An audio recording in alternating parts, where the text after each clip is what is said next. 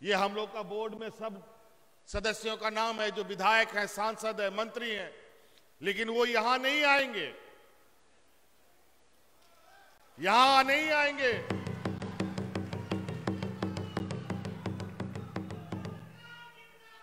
ये लोग दूर से पत्थर फेंकने का काम करेंगे, बने हुए खाना पर मिट्टी तेल छिड़कने का काम करेगा और बोलेगा भ्रष्टाचार, बोलेगा लूट की सरकार। अभी टॉर्च लगा करके भी अगर आप गांव में खोजने जाइएगा तो 60 साल का व्यक्ति बिना पेंशन का नहीं मिलेगा।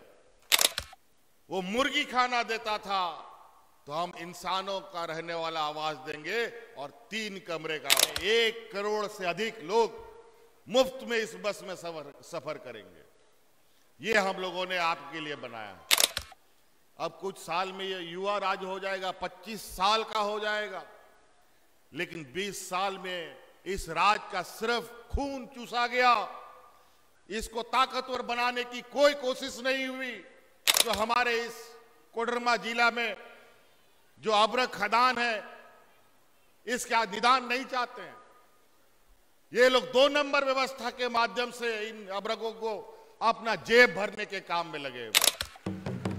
बड़ा सुनियोजित तरीके से हम 32 के आधार पर, खतियान के आधार पर नियोजन नीति बनाते हैं तो कोर्ट कचहरी भेज देता है ये लोग, और वहीं पर इनके कोई जुगाड़ लगा करके हमारे कानूनों को लागू नहीं होने देते। नतीजा ये होता है कि यहाँ के नौकरियों में कुछ जगहों पर बाहर से भी लोग आ जाते हैं। फूलो झानो आशीर्वाद योजना महिलाओं के लिए लाया है। पहले 10,000 रुपए की आर्थिक सहायता सहयोग राशि मिलता था, जिससे महिलाएं स्वरोजगार उत्पन्न कर सके। और हम आपको बता दें, उस 10,000 रुपये को बढ़ाकर हमने 50,000 कर दिया है। कोई महिला को जो काम करना है आकर के वो सहयोग राशि ले और अपना स्वरोजगार पैदा करे।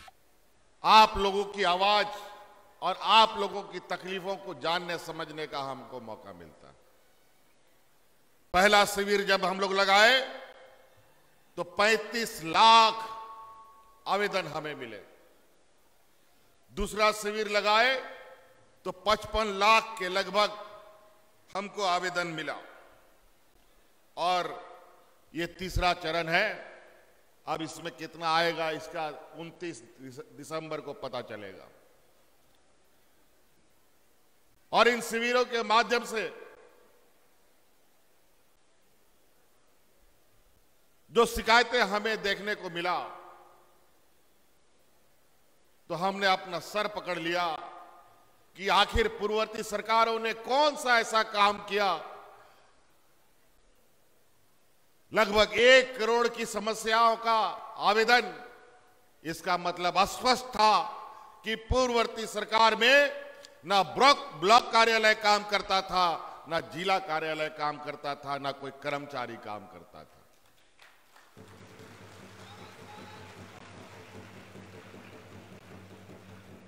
बोरा भर भर करके जनप्रतिनिधियों को अपनी समस्या ग्रामीण देते थे, लेकिन उसका हल कभी नहीं निकलता था। हम लोगों ने उन शिकायतों की सूचियां बनाना शुरू किया कि किसको पहले प्राथमिकता दिया जाए, किसको दूसरा, किसको तीसरा, चौथा, पांचवा, इस तरीके से। और आज हम गर्व के साथ कह सकते हैं और सीना ठोक कर कह सकते हैं कि इस शिविर के माध्यम से जो हम लोगों ने मूलभूत समस्याओं का निदान करना शुरू किया, उसका नतीजा है कि आज हमारे राज्य के किसी भी गांव में बूढ़ा, बुजुर्ग, विधवा, महिला, विकलांग लोग बिना पेंशन का कोई नहीं है। सभी को पेंशन मिलता है।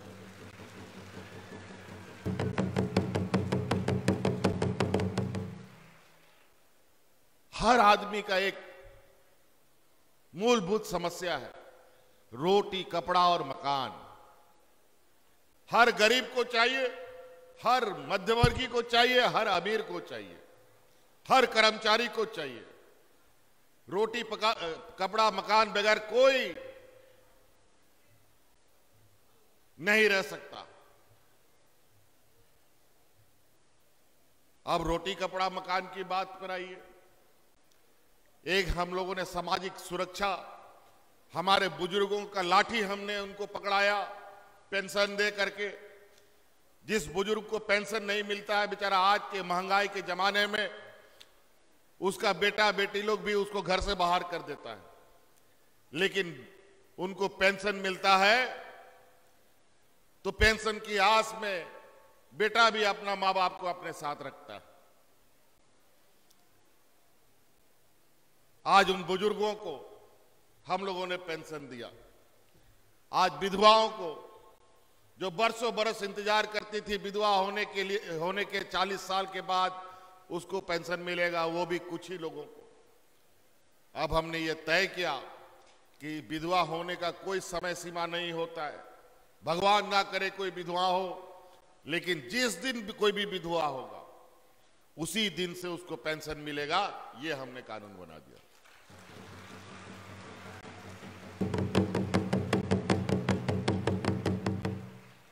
आज देख लीजिए इसी मैदान में कई विभागों के काउंटर लगे हुए हैं कि कई विभाग के काउंटर में बहुत भीड़ है। कुछ विभाग लोग बैठ करके वहां मक्खी मार रहा है। आप पेंशन का विभाग वाला में ही जाके देख लीजिए, गिने चुने आवेदन अभी आ रहे हैं। जो लोग अभी 60 साल पूरा किया है उन्हीं लोगों का। अभी टॉर्च लगा करके भी अगर आप गांव में खोजने जाइएगा तो 60 साल का व्यक्ति बिना पेंशन का नहीं मिलेगा। आप कोई भी काम कीजिए, राशन दुकान चलाइए, वेल्डिंग का दुकान चलाइए, पैथोलॉजी लैब खोलिए, सैलून खोलिए, ब्यूटी पार्लर खोलिए, जूता चप्पल राशन दुकान कुछ भी खोलिए, और उसमें अगर आपके पास पूंजी नहीं है तो आपको निराश होने का जरूरत नहीं है। सरकार के इस योजना का लाभ लेकर के आप अपने रोजगार पैदा कर सकते हैं।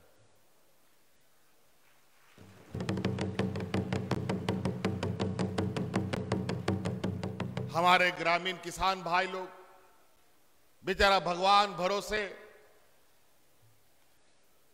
इनका खेती बाड़ी चलता है, और नतीजा यह होता है। और आज के दिन में पर्यावरण परिवर्तन जिस तरीके से बदल रहा है, आज देख लीजिए हम लोग दिसंबर के महीना में चल रहे हैं, लेकिन आज भी इस पंडाल में बहुत सारे ऐसे लोग हैं बैठे हैं जो स्वेटर भी नहीं पहन पाए अभी तक, और जो पहना भी है तो हाफ स्वेटर पहन के घूम रहा है। पहले ऐसा नहीं होता था।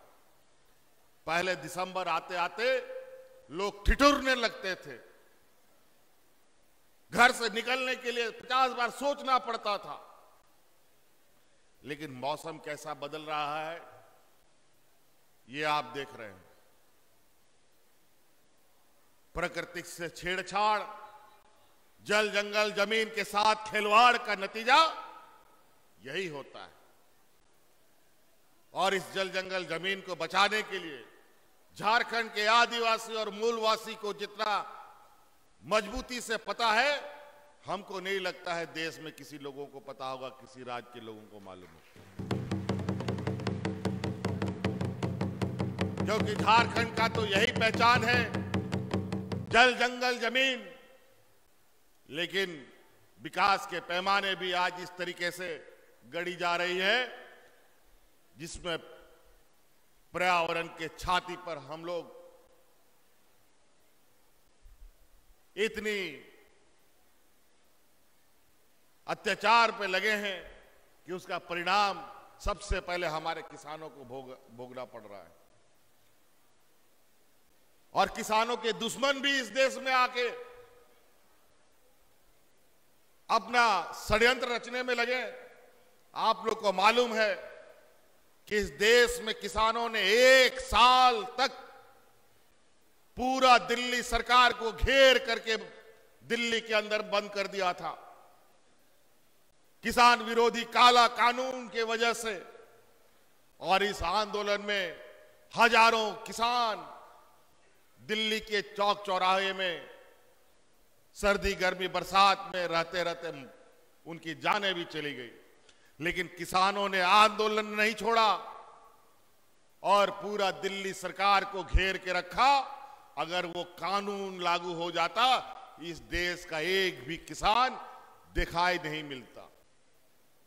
मकान को लेकर के भी आपको मंत्री जी ने बताया कि किस तरीके से हमारे चिन्हित गरीब परिवार जिनको आवास मिल रहा था, उसके लिए पूरा सरकार, दिल्ली सरकार में अपना नाक रगड़ते रह गई, हाथ फैलाते रह गई, लेकिन हमें गरीबों की आवाज सैंक्शन नहीं हुए।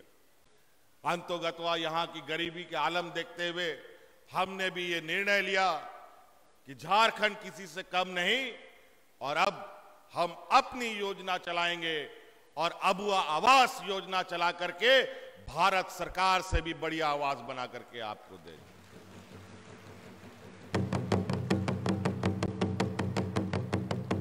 वो 2 कमरे का आवास देता था, वो मुर्गी खाना देता था, तो हम इंसानों का रहने वाला आवास देंगे और 3 कमरे का आवास देंगे।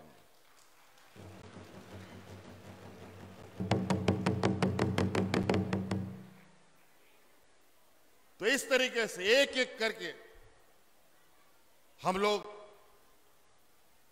जो हमारे इस राज्य के 80% लोग गांव में रहते हैं, उनके लिए हमने योजना बनाई है। और जब तक गांव मजबूत नहीं होगा, तब तक राज कभी भी मजबूत नहीं हो सकता। इसलिए हमारी प्राथमिकता है कि हमारे गांव के लोग मजबूत हों और सशक्त हों, ताकि राज मजबूत हो सके। आज इसीलिए किसानों के लिए बिरसा हरित ग्राम योजना हम लोगों ने लाया है, मुख्यमंत्री पशुधन लाया है, हम लोगों ने दीदी बाड़ी योजना लाया है।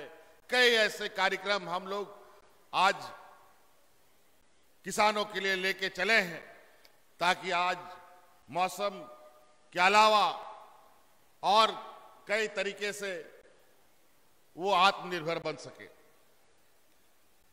मुख्यमंत्री पशुधन योजना के माध्यम से पशुपालन की योजना, पहले गाय बकरी मुर्गी सुअर सरकार में मिलता था, अब हम लोगों ने तय किया है कि अब इस राज्य में भैंसों का भी वितरण हम करेंगे। और जो जानवर आपको मिलेगा, पहले जानवर कभी कभी लोग ऐसा फ्रॉडगिरी और फरेबी का काम किया है कि ग्रामीणों को जानवर देने के बाद 1-2 महीना में ही जानवर मर जाता था। बीमारू गाय, बीमारू बकरी, मुर्गी मिल जाता था और बेचारा किसान जब सब जानवर मर जाता था, वो भी अपना माथा पटक लेता था, फिर दोबारा पशुपालन का काम नहीं कर पाता था, उसकी कमर की हड्डी टूटने लगती थी उनके खर्चों से। लेकिन अब जो जानवर आपको मिलेगा, वो सभी बीमा किया हुआ जानवर आपको उपलब्ध होगा। जब कोई जानवर मरेगा तो उसका पूरा पैसा आपको वापस मिलेगा। जैसे ही स्कूल पास करेगी, 12वीं पास हो जाएगी, इंजीनियर, डॉक्टर, वकील, पत्रकार, जो भी अच्छी पढ़ाई करना चाहेगा, उसमें जितना भी खर्चा लगेगा, उसमें जो आर्थिक सहायता, आर्थिक सहयोग होगा, वो राज्य सरकार आपको गुरुजी क्रेडिट कार्ड के माध्यम से उपलब्ध कराने का काम है।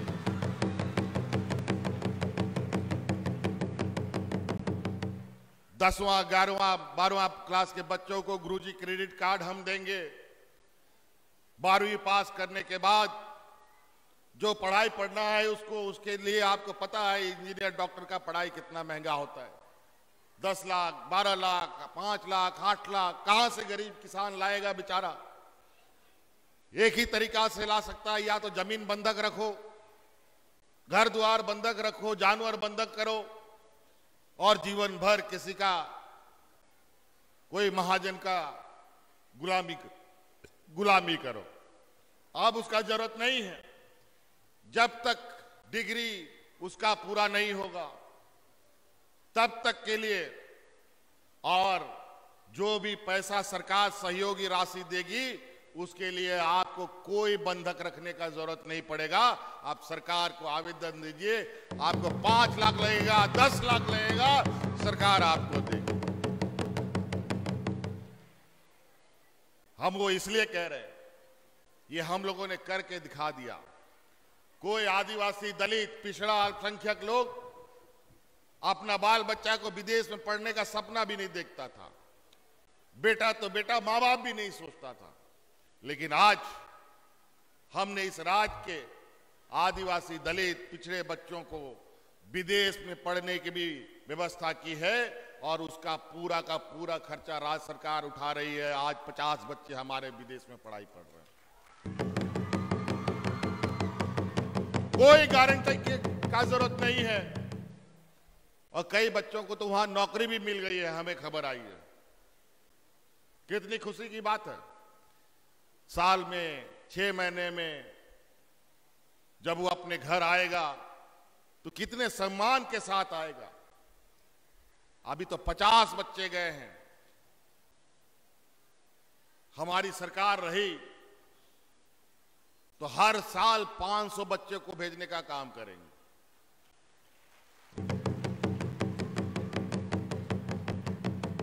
और जो इस राज्य के ऊपर जो कलंक है पिछड़ेपन का, इसको खत्म करना हम लोगों का संकल्प है। और इस संकल्प को पूरा करने के लिए आपको हमारे साथ कदम से कदम मिलाकर चलना पड़ेगा। नहीं तो आज षड्यंत्रकारी लोग ढेरे घूम रहा है। आज पंचायत में शिविर लग रहा है और शिविर में, सब शिविरों में टेंट लगा हुआ है। आज हमारे युवा भाई जो गांव देहात में रहता है, अगर मुख्यमंत्री रोजगार सृजन योजना के माध्यम से आप लोग टेंट की योजना लेते तो आज वो टेंट आपको पैसा दे करके आपसे पदाधिकारी खरीद के ले जाता और टेंट लगाता और उसका आमदनी आपको होता। आज कितना अच्छा होता। लेकिन आगे और रास्ते मिलेंगे, उस पर आप लोग आगे बढ़िए। ये रास्ता बंद नहीं हो रहा है। तरह तरह की चीजों को, आज महंगाई आसमान छू रहा है और महंगाई में गरीब लोगों की स्थिति आए दिन बिगड़ते जा रही है। आप आसपास देख रहे हैं, यहाँ एक बस लगा हुआ है, यहाँ ट्रैक्टर्स लगा हुआ है, यहाँ पर कई बोलेरो लगा हुआ है, स्कॉर्पियो लगा हुआ है। ये सारी हमारे ग्रामीण भाई लोग इसको अभी थोड़ी देर के बाद अपने अपने घरों में ले जाएगा। हम लोगों ने मुख्यमंत्री ग्राम गाड़ी योजना चलाई है। इस गाड़ी के माध्यम से आज ये गाड़ियां हमारे सुदूर ग्रामीण क्षेत्रों में चलेगा, जहां कोई आने जाने की व्यवस्था नहीं है। उन रास्तों पर और तो और इस गाड़ी में बूढ़ा बुजुर्ग, महिला और हमारे छात्र छात्राएं जो बच्चे हैं पढ़ने वाले, उनको पैसा नहीं लगेगा।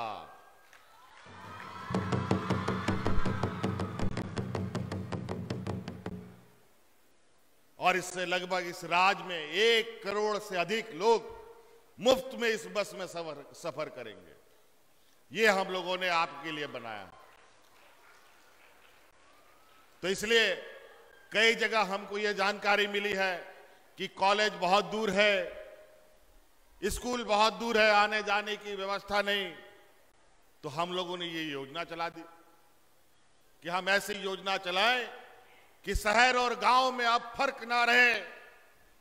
जिस तरीके से लोग गांव से उठ करके शहर में आ जाते हैं अपने बच्चों को पढ़ाने के लिए, अब उसकी जरूरत नहीं पड़ेगी। अभी तो हम लोगों ने शुरू किया है, अब गांव में ही रह करके शहर में आकर के बच्चे रोज आकर के जाकर के पढ़ाई कर सकते हैं। जरूरत पड़ेगी आने वाले समय में 1 नहीं 2 नहीं 3 4 बसें चलाएंगे और अपना ग्रामीण व्यवस्था को मजबूती प्रदान करेंगे। फूलो झानो आशीर्वाद योजना महिलाओं के लिए लाया है। पहले 10,000 रुपए की आर्थिक सहायता सहयोग राशि मिलता था, जिससे महिलाएं स्वरोजगार उत्पन्न कर सके। और हम आपको बता दें, उस 10,000 रुपये को बढ़ाकर हमने 50,000 कर दिया है। कोई महिला को जो काम करना है आकर के वो सहयोग राशि ले और अपना स्वरोजगार पैदा करे। बिहार से अलग हुए झारखंड का ये सीमावर्ती क्षेत्र है। जाके देख लीजिए बिहार में। अभी तो मंत्री जी ने बताया कि वहां क्या हाल है। एक एक करके झारखंड बने अब 23 साल होने को जा रहे हैं। अब कुछ साल में ये युवा राज्य हो जाएगा, 25 साल का हो जाएगा। लेकिन 20 साल में इस राज्य का सिर्फ खून चूसा गया। इसको ताकतवर बनाने की कोई कोशिश नहीं हुई। और आज बेचारा ये राज्य 25वां साल में जब जाएगा तो इसकी स्थिति क्या होगी, इस प्रतिस्पर्धा के समय में आप अंदाजा लगा सकते हैं। इसीलिए हमने, जब से सरकार हमने बनाया है, तब से हर दिन हमारी नजर हमारे जड़ों पर है।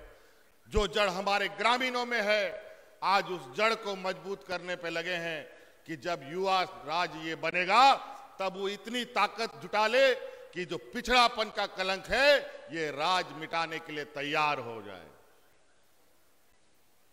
दुनिया का देश का सबसे अधिक खनिज संपदा हमारे राज्य में निकलता है। हमारे राज्य के कोयले से देश में रोशनी जगमगाता है। हमारे गांव के लोग अंधेरे में डूबे रहते हैं। क्यों? आपको मालूम है 1,36,000 करोड़ रुपया कोयला खदानों का बकाया हमारा केंद्र सरकार में है, लेकिन ये लोग हमारा 1,36,000 करोड़ रुपया नहीं दे रहे। क्या अपना अधिकार मांगना गलत है क्या जी? अपना अधिकार मांगना गलत है? आप अगर किसी के यहां मजदूरी कीजिएगा, मजदूरी नहीं देगा तो कैसा लगेगा? तकलीफ होगा कि नहीं? तो ये अगर 1,36,000 करोड़ रुपया जिस दिन हमको मिल जाता एक मुश्त, उसी दिन इस राज्य के माथे पर जो पिछड़ापन लिखा हुआ है वो हट चुका होता।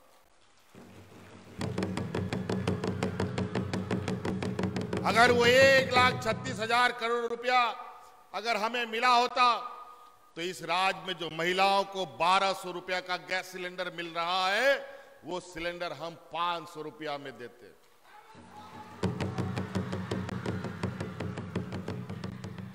अगर वो 1,36,000 करोड़ रुपया मिलता तो आज इस राज्य के 15 लाख नौजवानों को 10-10 लाख रुपया स्वरोजगार करने के लिए हम लोग देते।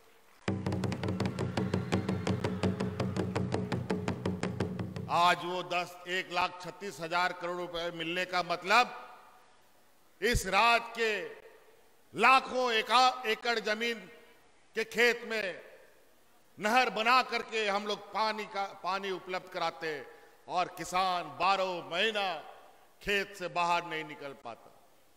यह व्यवस्था हो सकता था। हमारी 7 पीढ़ी बैठ के खा सकती थी, लेकिन इन लोगों ने हमें वो पैसा का झुनझुना दिखाया और बदले में हमारी सरकार गिराने के षड्यंत्र में लग गए। हमारा ही कोडरमा जिला में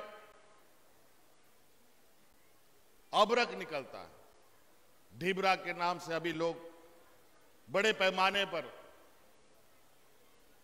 छोटे बड़े कामों में लगे रहते हैं, उल्टे सीधे में भी लगे रहते हैं। हमारे पास कुछ लोग आए थे काफी दिन पहले, हमने उनकी बातें सुनकर इससे जुड़ी समस्या का समाधान निदान करने का काम शुरू कर दिया और बहुत हद तक हम आगे बढ़े भी। लेकिन कुछ षड्यंत्रकारी लोग बड़ी चतुराई से हमारे इस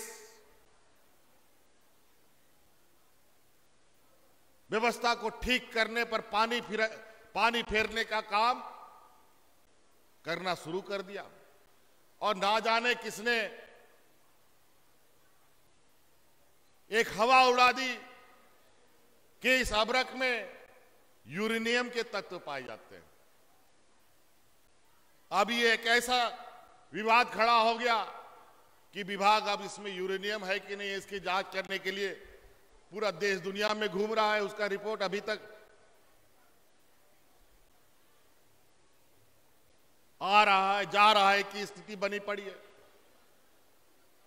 ये जरूर कुछ शैतानी लोग हैं जो हमारे इस कोडरमा जिला में जो अभ्रक खदान है इसका निदान नहीं चाहते हैं। ये लोग 2 नंबर व्यवस्था के माध्यम से इन अभ्रकों को अपना जेब भरने के काम में लगे हुए हैं। लेकिन चिंता नहीं, हम इस पर भी काम निकालेंगे, इसका भी रास्ता निकालेंगे। अभी हमें रास्ता मिला है, इसका भी रास्ता निकालेंगे और यहां के जो अभ्रक व्यवसाय है इसको भी अपने पैरों पर खड़ा करने का काम करेंगे। बड़ा सुनियोजित तरीके से हम 32 के आधार पर, खतियान के आधार पर नियोजन नीति बनाते हैं तो कोर्ट कचहरी भेज देता है ये लोग, और वहीं पर इनके कोई जुगाड़ लगा करके हमारे कानूनों को लागू नहीं होने देते। नतीजा ये होता है कि यहाँ के नौकरियों में कुछ जगहों पर बाहर से भी लोग आ जाते हैं।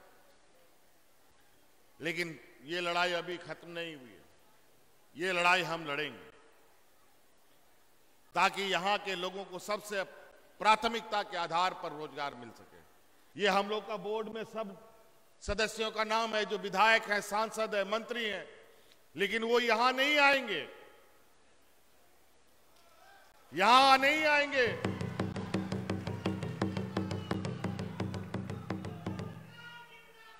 ये लोग दूर से पत्थर फेंकने का काम करेंगे, बने हुए खाना पर मिट्टी तेल छिड़कने का काम करेगा।